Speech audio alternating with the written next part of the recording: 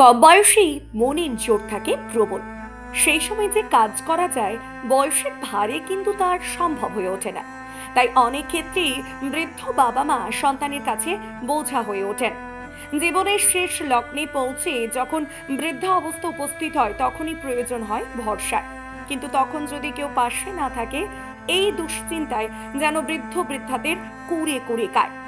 কিন্তু আর চিন্তা নেই, এবার বৃদ্ধ বৃদ্ধাদের পাশে থাকবে পুরুলিয়ার গড়জয়পুরে স্থিত পুরুলিয়া জেলার সেবা মন্দির।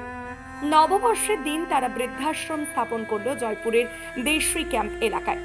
ফিতে কেটে বৃদ্ধাশ্রমের উদ্বোধন করে জয়পুরের বিশেষভাবে সক্ষম দৃষ্টিহীন যুবক আশিস দত্ত। আপাতত 10 জন আবাসিককে নিয়ে শুরু হয়েছে এই বৃদ্ধাশ্রম। এখানে যারা রয়েছেন তাদের কেউ সন্তানহীন তো কেউ পরিবার পরিজনহীন। আবার এমনও মানুষ রয়েছেন যা ছেলে বৌমা দুমুঠো খেতে দেয় না।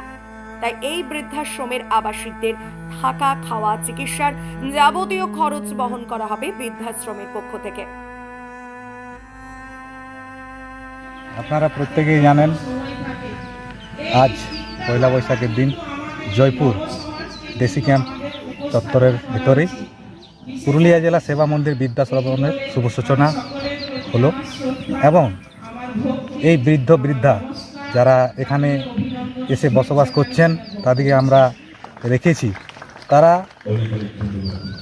তাদের কারো ছেলে নেই, কারো তাদের বাড়ির পরিবারের কেউই নেই, এবং এমনও আছেন যার ছেলে বউ তার বাবা মাকে দুমুঠো খেতে দেয় না, অত্যাচার করে, মারে, বহু কষ্ট সহ্য করে তারা ছিল। সেই মানুষগুলোকে খুঁজে বার করে আমি এই বৃদ্ধাশ্রমে রেখেছি এবং আজীবন তাদেরকে এখানে রাখার প্রস্তুতি নিয়েছি।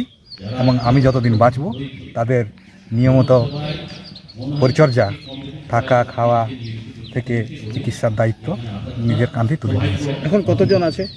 আমি এখন 10 জনকে রেখেছি। 10 জন নিয়ে 10 জন রেখেছি, হ্যাঁ। এদিন অনুষ্ঠানে উপস্থিত ছিলেন রাজ্যের প্রাক্তন মন্ত্রী শান্তিরাম মাহাতো, পুরুলিয়া জেলা পরিষদের মেন্টর জয় ব্যানার্জি, সমাজসেবী রথীন্দ্রনাথ মাহাতো, সুসেন মাঝি, রাজাবাবু আনসারি, জেলা পরিষদের কর্মাধ্যক্ষ নীলাঞ্জনা পট্টনায়ক চ্যাটার্জি, জেলা পরিষদের সদস্য অর্জুন মাহাতো সহ বহু বিশিষ্টজনেরা। জয়পুর থেকে সুজয় দত্তের রিপোর্ট, পুরুলিয়া মিরর।